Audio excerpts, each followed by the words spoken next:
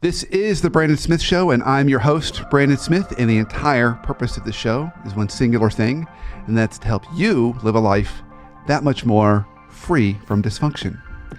So our topic today is a very serious topic, and it's a very timely and relevant topic. We're going to talk about mental illness in the workplace, but mental illness in general, and we're going to talk about signs that we might have a loved one or a coworker that's suffering from mental illness, and we're going to talk about what can we do if we see those situations come up, whether we're a manager, a friend, colleague, or simply, just a neighbor. And what can we do when we see that? And so when we talk about mental illness, part of what makes this so timely is in this past week we've lost Kate Spade and Anthony Bourdain, both to suicide. So clearly they were battling some serious demons that no one saw. No one at least saw to the point that they were able to help them and stop it. So joining me on this conversation today is my wonderful co-host, Whitney Mendoza. Whitney, so this is a topic we were talking about topics to do today, and we just couldn't overlook this one. Yeah, and I'm sad that this is what we have to talk about, but I feel like that's what your show does, Brandon. I feel like, you take those topics and sometimes, they're easier topics to talk about and we can have fun, but I think that more needs to be said about mental illness and dealing with it, and because it's such a stigmatism, and I feel like that's why a lot of people don't want to talk about it, but I think we need to talk about it. Yeah, I think so too. And and as you said, we love to have fun on this show, and it's a show that we really try and make kind of lighthearted, particularly some of the more sticky things or uncomfortable things. But for today's show, we're probably going to keep it a little more serious because it really is a pretty serious thing, and I think it earns that tenor and tone today. So there's a lot of places to go with this. Naturally, if we're staying with kind of the Kate Spade, Anthony Bourdain suicide, and for listeners who may not be familiar with this, both myself and my wife have suicide in our backgrounds and our stories. So my oldest brother, who was adopted, he committed suicide when I was 10, and my wife's birth father committed suicide when she was young. So this is something that comes very close to our hearts. My wife also has an uncle who committed suicide. So there's a realness to this for me and in my family. And I spent many years working in the clinical world, where I worked inpatient with folks who were threatening to commit suicide, and were kind of helping them kind of work through that. So there's no real one size fits all in that, but there are certain signs I think we can be on the lookout for. Not to say that you can always prevent it, but I think the more that we can show people we love and care for them, the better. So I pulled up a list here of warning signs. And some of these actually surprised me that I wouldn't have thought of, that I think would be helpful for us to kind of notice. Mm-hmm. So if we stay on this idea of suicide, since a lot of folks right now have been talking about suicide and reach out to your loved ones, but they haven't spent a lot of time talking about what are the signs. So it's an interesting list because they're almost contradictory. Mm-hmm. So on the one hand, you've got stuff like too much sleep, which often can be associated with depression. Right, yeah, because that's all they want to do. It's an escape. Yeah. Sleep is an escape. Yeah. And so suicide can be, and Kate Spade was being treated for both depression and anxiety, which is a horrible combination and cocktail. And I've experienced that. I'm sure many people listening and watching have experienced that. Mm-hmm. It's a really uncomfortable place to be at. So there's too much sleep. And then even as that translates to the workplace, absenteeism. So you may have a coworker or a colleague and you're like, gosh, they're not showing up. And our first reaction may be to say, well, get your stuff together. We need your help. Why aren't you coming in? Yeah. But if we look at it through this lens, it kind of reminds us we should probably try and be a little more compassionate to those people. Mm-hmm. So we've got this too much sleep. We've also got in here, which is interesting, when you look at the contrast of this, but there's things like recent neglect of their appearance and hygiene. So you get, again, another sign of depression. You've got a person who's just doesn't seem to be caring as much about how they appear. Mm-hmm. You go over to their place or their apartment and it looks messy and they don't look good. That can be a sign. So that's a great point to say, hey, what's going on? I think that's also something to be aware of. Mm-hmm, mm-hmm. So you get some of those, and then just people are just sad.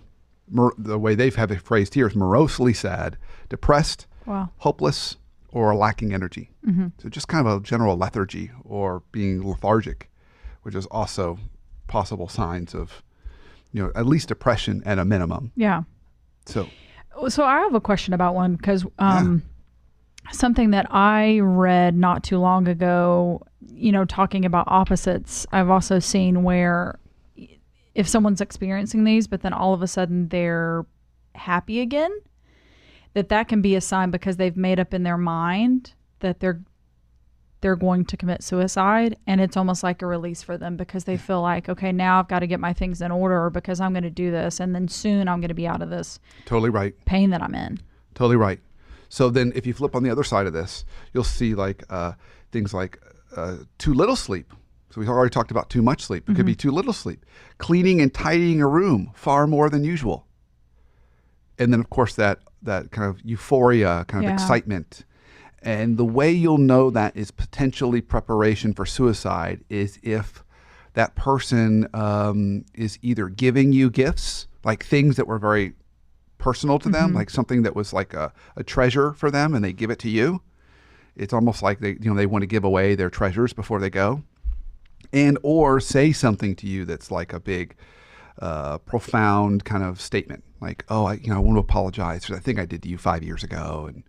And that's a form of a treasure too. Yeah. Kind of this almost like a parting goodbye. And then, of course, more obviously, if they say, "Yeah, I'm going in to redo my wills," I mean, that can also be a sign. Right. So I think what we're getting at here is.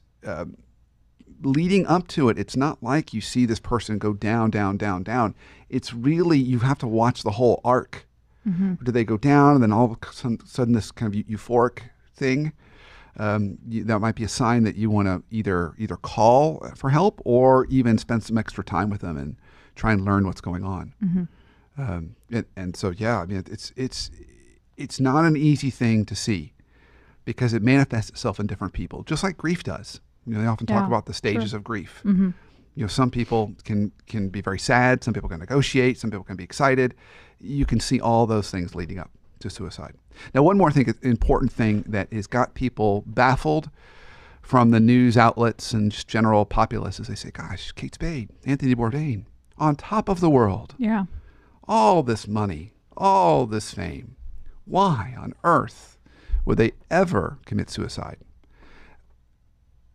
And while that is a thought and perspective, I think that, first of all, no one has ever argued in the history of ever that money equates to happiness. Right. So just because someone has a lot of money doesn't necessarily mean they're happy. And what you also got is two individuals that are in high-profile positions, so a lot of spotlights on them. So maybe it may feel like they can't be themselves or they're feeling drained or pulled. And then finally, when you see the real creative types, you often you see the history of kind of art. You see a lot of suicides and music. You see a lot of suicides from artists because it's and poets in particular, because it's such an emotional experience. Yeah. And with those high emotions and high energy outputs that they give, there's always an equal low for those. So, I was talking to my wife and she said, "Gosh, going into Kate Spade's store in New York this year and how bright and happy and sunny it was." Yeah. But on the flip side, there was a darkness that balanced that. So I think when we, even more broadly, when you know people that are very high and can be very high energy, know that is unsustainable. There's a low to that. It's often when we see and hear about comedians, that they're often very depressed people, even though when they're in front of a room, they're very high energy. Right. So sometimes our friends that seem like the most fun to be around can be the ones battling stuff. Yeah. So that's a good reminder for us to get a little curious. I mean, that's another gift we can give people. Get a little more curious, ask a little more questions, and dig down a little bit deeper. Yeah. So I went on this for a little while, Whitney. What are some of the things that you've thought about this week as it relates to either suicide or other mental illness? What has this sparked for you? Any questions you've had or stuff that was curious for you? Yeah. I'm not suggesting I'm going to have any answers for this. Yeah. But I'd be curious what you've noticed or thought about. Yeah. Well, and even Isaac and I have have talked about this before, and different, if stimulant is the right word. And I know we've talked about music and going through these different changes in life, and everyone, as you mentioned, talks about having money. It doesn't equate to happiness. In fact, a lot of people will tell you it's the opposite of happiness, having this money. And I think for me, one thing that crossed my mind is, how do you prevent that? Because I think, for example, when I think of Kate Spade, of the work that she put into making that brand, because I think of that in me, right? Like how hard it is to build this business. And you almost seem like that's the hardest thing, right? And you wonder, what was she battling that led her to the point that she felt that I can't do this anymore. There's no end in sight. And then it concerns me too, because there are things that children are watching and teenagers are watching. Like I think of 13 Reasons Why. And, there's arguments that these things are both influencers and, would encourage like a teen that's thinking about suicide because it gets a little bit glamorized. And then there's the other side where some teens see it as, wow, that was really difficult and it really affected those around them. So I think the ultimate question is, what do you say or do for someone that would give them enough hope to get through the next day? And there's a quote around that, right? Like there's a quote, and I've seen it. Everyone tells you have a great day. But if you're struggling and you're in pain or you're in depression or experiencing anxiety, the phrase is have a day. Just have a day. Live one more day, exist one more day, make it through one more day. And it's not going to be a perfect day or a great day. So I'm not going to tell you to have a great day, but have a day. Live whatever it is that comes your way. Yeah. Till where you make it to the next day. So just, what it's almost like, what are those words that you say to give someone enough hope to where they have a day and then the next day and the next day? It's funny, as you were talking, so both in my clinical training and then even after that, through my church, I'm a Stephen minister. So it's basically for lay people that get trained to kind of walk alongside people who are going through challenges and things like that. Yeah. And, in both those settings, the training is you never want to use platitudes. You never want to say, oh, there's always a silver lining. You never want to try and inspire or say the right thing, because there isn't a right thing. The best thing you can do, ironically, is just to be with the person. Just be present. So they're not alone. And not say anything. Just be with them. Mm-hmm. Because when you just be with another person, you're conveying, I'm going to walk with you, and I'm fully accepting you for where you're at. So just sitting with them. Now, I think the other gift you can give them, and I mentioned it earlier, is be genuinely curious. Mm-hmm. Ask questions. Say, how are you? And maybe even attend to the obvious and say, because you don't look like yourself. Yeah. And but don't try and change them, because they're more likely to resist that. Mm-hmm. They're more likely to, particularly if they've started to make up their mind down a path. They may feel alone, and they may not feel like there's really any hope. Yeah. So it may not be a place where you can actually give them hope, but you can give them you. You can give them that being fully present. Mm-hmm. And that's probably the biggest gift you can give anyone who's hurting. It's just being present. Well, that feels really powerful too, because we're in this world of everything's important. Everything needs to be done yesterday. And it can be hard. You hear almost this petition of everyone to go back to that time where you're calling your friends or your parents or your sister on a daily basis and checking in, or writing that handwritten note to say thank you. So I feel like that's really special to give someone. I like the way you said it, give them you. Yeah, just give them you. And now handwritten note is something you can also give them that gift, because they can look at that when they're ready. Mm-hmm. There's something about that readiness. So I know we've hit the break. Let's go ahead and take our break. We'll take our break. We'll come back, and okay. I want to stay with this more. We've talked about we're still talking about suicide, but we haven't even talked about so many other forms of mental illness and signs of that. So when we come back from break, let's look at some of those as well. Okay. Okay. So stay tuned.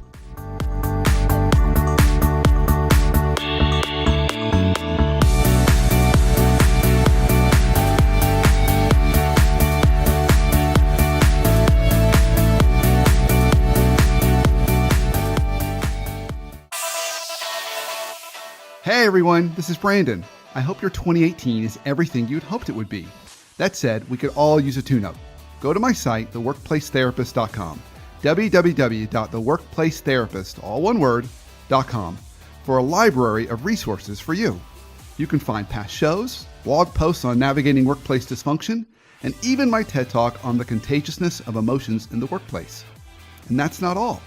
There are the Workplace Happiness Workbooks to help you find happiness in your job, and even a tab to Ask the Therapist, where you can ask me anything on your mind. We all need a tune-up once in a while. Get yours today.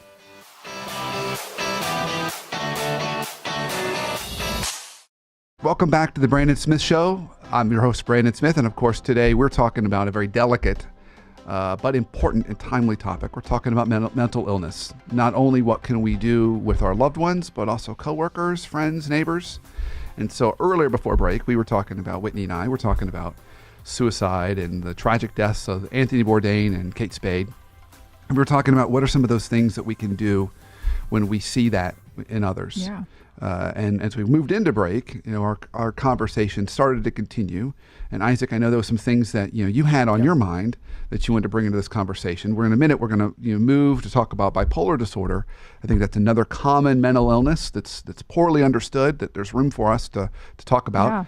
Yeah. But Isaac, what was on your mind? Yeah. So I had three questions. One was, how do you deal when you're a CEO or like a leader in a company? Like and you're struggling with that. What is the solutions? Who do you go to? Because it's hard to trust people since you're leading because they look up to you. And I think a lot of people deal with that. That's my first question. Yeah, I think that's a really good point. I think, and I'm going to take that a couple ways. Okay. So if you're the leader of an organization, you may end up having suicidal thoughts. And here we've got two people very successful. Now, I don't think Kate Spade was actively involved in her kind of business as much as she used to since she sold it. But if you find yourself leading others, they always talk about it's lonely at the top, and it really is. Mm-hmm. It's your job to find yourself trusted people and resources. And whether that is a coach or a therapist or someone else that you can go to, I think it's really important and healthy that leaders have those kinds of accountability groups or people that they can go and talk to, because it is lonely, because they have to essentially put on an act every day to a certain degree. When you're leading big organizations, it's a lot like being a politician or a musician or artist. You're on stage. People are watching you, and sometimes you're not always able to be your true self. So I think it's important to have those resources. Now, I think the other thing that you haven't hinted at, but stood out for me in my mind, is what happens if you're the CEO or a leader of an organization and you have an employee that commits suicide or something happens. How do you treat that? Mm-hmm. And unfortunately, I think what most leaders do is they say, oh, it's a sad day, let's move on. And I don't think they give enough kind of space and grace to really allow people to kind of walk through that at whatever pace they need to. Mm-hmm. And so if I was to prescribe it, I would say, create some avenues or mechanisms where people can come and grieve and talk about it if they want to. Some people may not want to, but creating that space is a better way of honoring it, I think. And then the other thing was how do you communicate that with your family? Like, how do you tell your wife or your husband or anybody? Obviously, the kids, sometimes you don't want to tell them because they don't have the age or properly, they're not old enough, obviously. But how do you approach that and make them without warning anybody? Yeah. Okay. So you don't want to wait until the very end and be like, hey, by the way, I'm super suicidal. That's probably not a good time to approach it. If I was to prescribe it perfectly, I would say as early as you can, try and let your loved ones know you're struggling. And you can just start it off that way. If you just need a way to open that conversation, whether you're depressed or anxious, just say, I got to tell you, the last couple of weeks I've been really struggling. And start it that way. That is a good way. But in order for that to be smooth, if you really want to step out even back one more step, a good healthy hygiene is you should be having conversations with your significant other every night. I would recommend 15 minutes every night to just check in and just talk about the day, talk about how the person's doing, read the other person's body language, and kind of, and get curious. I go back to the phrase of curiosity. Curiosity is one of the biggest gifts we can give people, to be genuinely curious about others. And that's reading them, looking at them, asking questions, attending to the obvious. You look sad, you look depressed, you look stuck. What's up? And so just even saying that. So being curious is just simply saying, what's up? I've noticed this. What's up? I love one of the things that you also said, like that it's very important to take time off, vacations when you're in work, when you're in different, because you can get burned out. Like, and I think that's a part of a lead-in towards those suicidal thoughts, because what am I doing? What's my purpose? I'm always working, or I'm always doing the same thing over and over, and I don't have any time off. But I think that's that you mention all the time, Yeah. take time off, or take the 4-day weekend, or takes things like that. Yeah, vacations are really important, and finding ways also to be able to identify what there's some stressors in your life. So just to be very fully transparent, last year was a really hard year for me. There was moments where I was very anxious and depressed, and moments where I kind of thought to myself, what's the point? It's very hard. It was very hard on me, and I thought, I need to fix this. This is not the way I want my years to go. So when the year ended, I was probably burnt out by early November, and I still had a month and a half to go to finish it out. So when the year ended, I really did an inventory of where's all my stress, trying to make some conscious decisions to eliminate some of that. And I feel much better today. Today I feel so much better than I felt 6 months ago because I've made some changes. Yeah. But sometimes you don't have the luxury of taking a vacation. I couldn't do that. I couldn't just be gone for 2 weeks. At least I didn't feel like I could. Yep. Yeah. So I had to make some changes on how do I make some moves to make that better. And I feel better today, though I still think there's some room to go. So I think, this is not, we talk about mental illness as if it's some kind of stigma. We all have depression. We all have anxiety. We have it at different levels. And some of it is chemical. So some of it is the way that we're just our DNA and biology. People have it worse. They're diagnosed with some of those conditions. But all of us can get these conditions based on context, the situations we're in. And it doesn't always have to be associated with bad stuff. Sometimes really good stuff, like the growth of a business, or having the birth of children, can trigger things in us. Yeah. That are darker places. We can feel overwhelmed, or stuck. So not just sad events, but happy events in life. Any kind of life changes can be something for us to be aware of. Was there another? I can't remember if you had another one. I have a couple more. I don't know, but I don't know if Whitney wants to input. I know I interrupted you. I think the question really quick that I was going to ask is that if you are in the workplace and you were saying open up those avenues to talk, who do you go to? Is that HR? Like if you're struggling either yourself with suicidal thoughts, or you have, like you were talking about, the employee or your coworker that commits suicide, where do you go? Who do you go talk to? If you're struggling with it, or even you want to just talk about it, most companies have EAP programs. So it's employee assistance programs, or in the university setting, they might call them faculty staff assistance programs. But either way, essentially what these are companies that have been contracted, and they're made up of therapists or other counselors, and they are contracted to basically be on call on the hotline. So you have this number. So if you're in any kind of larger organization, your company's likely has that as a benefit. So you can call and you can get that assistance. And there's a trained counselor that will help you on the other end and might even direct you to resources. Okay. If you don't have that as an option, then I would say your first place to go is HR, because HR has more training in this. So while normally I would recommend, hey, go to your manager first, I would not recommend that in this particular case. If it's a mental illness, go to HR first and ask for their guidance on how to have that conversation with your manager. Because your manager isn't trained properly, you could end up in a worse place than when you started. They either might not understand, or they might give you bad advice. Whereas HR is more likely to handle that. So EAP program first, HR second, your manager third.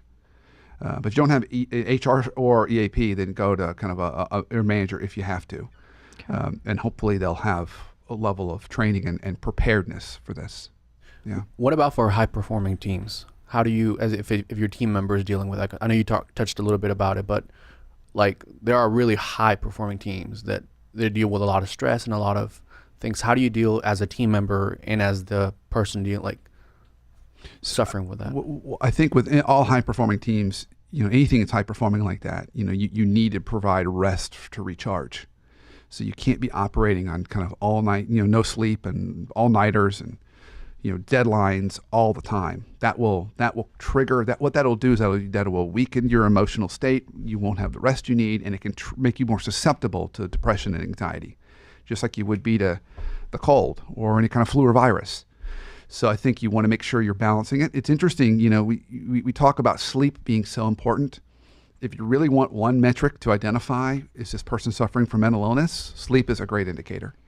So we talked about before, we talk about suicide, signs of suicide, and they talk about too much sleep or too little sleep. You'll see the same thing with bipolar disorder. Particularly when people are having manic episodes, they may not sleep for days. Wow. And then at which point they'll start to actually see hallucinations. So if you've got a coworker that just seems really, really hyper all the time, blah, blah, blah, blah, and they're like, oh yeah, I didn't sleep last night, or oh yeah, I stayed up till 3, 4 in the morning. That could be a sign that, wow, that they may actually be going through kind of a manic stage, which then can come out on the other end. And many entrepreneurs are actually either can be diagnosed or have been diagnosed with bipolar disorder. Yeah. It's part of what makes them come up with really creative ideas and feel like anything can be accomplished. But then on the other side is that depression, that other swing that they go through. Wow. Yeah. Well, Whitney and I were talking about it this week when Kate Spade died, and we were both saying it. We were listening to a particular artist that had dropped an album, and he sort of did a song about that. And I told Whitney to turn it off because this is really what's going on. Like now that we're more involved in the business, like it really is a big thing that people struggle with, and you see it. I mean, at least for me, it's easier to tell when how you talked about how they have valleys and then they have the of emotions. But one of the other things that I was going to ask you is that how do you, with the emotional aspect, because I know we talked about the physical, but the emotional aspect, how do you recharge that emotional? How do you recharge that? How do you? The emotional aspect on that. That's a tough one. It is a tough one. I don't. It's tough. Naturally, my first reaction is to say, vacation. 7 days was always, I would prescribe that as a start. Not 5 days, not 4 days, not a long weekend. I'd probably recommend 7 because it takes a little while to kind of cleanse your body from the negative emotions and then recharge. Maybe even go to another place, go to a beach, go to a place that makes you happy. I think that's important. For some people, it's mountains, lake, beach, wherever it happens to be. I think that's important. So recharging, I think, is having that time away is important. Diet can help. Exercise is really important in this. So if you really want a good hygiene thing, exercising 3 to 4 times a week for at least 40 minutes of cardio is important. Because at the 40-minute mark, the endorphins kick in, which are kind of natural antidotes to anxiety and depression. It doesn't have to mean you got to be running for 40 minutes, but you just got to have enough you could be on a treadmill walking at a rapid pace or walking around the block or something. Yeah. But about the 40-minute mark kicks in, and that can also just be a good kind of inoculation to help us. Yeah. Another kind of good piece in this. I even think sometimes, if you can convince yourself to just step away. Like I personally like to go outside and just walk in nature. We've got like a trail near where we live, and I, if I'm so focused in work, I like stepping away and just not looking at my phone, not looking at a screen, just looking at trees and the sky. It's refreshing, and I feel like that can give you almost a renewed mindset on things and perspective. And finding those things are important. I have a client that deals with a lot of anxiety. That's what he does. He goes for a walk. He's like, I can't be in the office anymore. Yeah. I have to go for a walk. He goes outside, and it helps him reset. So at least helps a little bit in that. And I think it's okay to get help. Like it's not I think a lot of people see it as a weakness, but it's not. It's just like business. Like I need your help. I need you to help me on this project. The same thing with I need help in my life. Like that's the biggest project of all. Yeah, I think that's absolutely true. It's perfectly fine. And it's normal. Even when I'm working with clients, you reach a certain place and you now have to learn a new way to deal because it's a new system. It's a new structure. You got more people. You got kids. You got other stuff, new pressures that you're not used to. And you need someone to help guide you to the next step. Sometimes that can be a medical professional. Sometimes it can be a therapist, a coach, counselor, someone in your religious affiliation that can help you.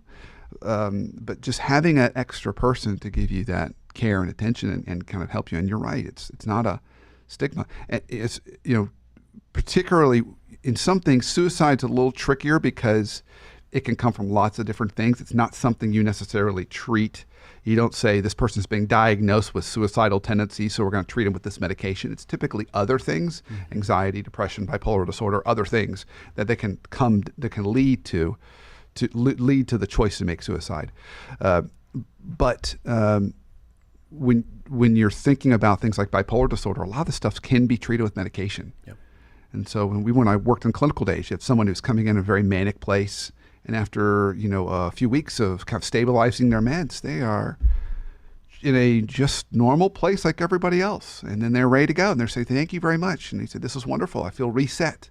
I'm ready to kind of go back and do what I need to do in the world." Yeah. So giving people that gift is important, and not having the stigma or punish them around that. Yeah. Well, we talked about it because Whitney and I, we have a family member that struggle with the disorder, and we were just both saying, like, it's okay to get help. It's okay. Like, there shouldn't be a problem with needing help. It's okay. And I think in business, more for entrepreneurs or business owners, they do need the help of counseling sometimes, because there's a lot of stress going on around. Yeah. And the other important thing to this too is, if you feel like you need to go get help and you get help, don't say, "Now I'm good," and then you go off and go back to normal. That's not how that works. Yeah. That needs to be a new regimen and system in your life. Yeah. Every quarter, I'm going to go in and see my doctor again, or every other week, I'm going to go see my therapist. It just needs, because one of the things when I worked in the clinical world, when people would come in and having had a manic episode, almost always, here's what happened. I feel really good. I don't know how to take my medication anymore. And so when you look at the homeless population, a huge percentage of those folks, they're homeless, suffering from mental illness. Yeah. And a lot of them made the choice not to take their medication because maybe they felt good, or they didn't like the way they felt on it. So when you get that help, it's not a one-time thing. It should be just like going to the gym. It should be really a healthy exercise and regimen in your life. So keep it as a structure, and there's nothing wrong with that. And people will honor that. They'll say, "Oh, it's great that you're doing that." It's just like taking the car for a tune-up. Right. You have to do that, otherwise it breaks down. And I think it's very hard. Like you touched on that. You touch it all the time, but it's very hard for us to understand that you have every single part of your life. You have to either grow, or you have to like take care of it. Because I think it's important, just like the business, just like your kids, just like it's important. Yeah, I think nothing in life is a one-time event or one-time conversation. Yeah. It's always about the rhythm of it, whether that's nurturing relationships, nurturing your health, nurturing your body, sleep, everything else. It's a rhythm, and this is just like that too. So I know we've gone over on time, but I think it was an important topic. I think the last thing I would end with, we spent a lot of time on signs and how to recognize this. And while I think it's people's intentions are good, when you've been hearing this in the media, everyone says, "Oh, it's so horrible," and it is horrible, and they say, "Oh, go call a loved one and tell them that you love them." And here's the suicide prevention line. Folks, that's not going to do it. I'm sorry. While the advice is well intended, it's not the right advice. The right advice is not to go tell a loved one that you love them. The right advice, you should be doing that already, everybody. You should be doing that already if you're not. That's not, a new thing. You should have already been doing that. The right advice is get genuinely curious. When you see signs, dedicate some time. That's the best gift you can give. That's the gift you need to give. That's how you show you love somebody. Give them time, be fully present, be curious, and just sit with them. Don't try and fix it. Just sit with them. That's how you help someone that's dealing with these issues. And of course, there's naturally other resources that you can refer them to. So I hope this particular podcast, while not as fun as our usual podcast, was helpful to everyone listening and watching today. And of course, keep up the fight every week as we try to make our lives healthier. You can follow us on Facebook.com/Brandon Smith WPT for our shows, and of course Twitter at the WP Therapist. And we have a new show every 9:30 p.m. Eastern on Sunday evenings. So look for our next show. And until then, be really fully present. Care for those ones around you. Give them the gift of time. Take care of yourself. Have a great week and an awesome life.